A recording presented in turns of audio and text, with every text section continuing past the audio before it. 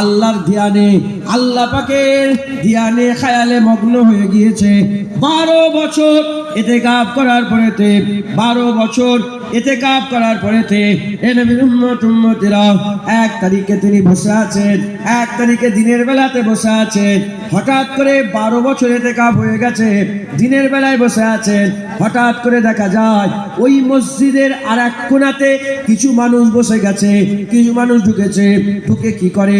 তারা মিলাদ করে, হুজুর পাকের আলোচনা করে, হুজুর পাকের শান মান মর্তবার কথা বলে, আল্লাহ পাকের হাম করে, প্রশংসা করে।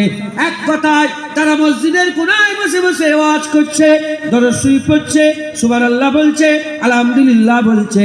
যখন মসজিদে শোর সারাবাব মানে আল্লাহ রাসূলের কথাবার্তা হাত জোরে জোরে তারা বলতে আরম্ভ করেছে।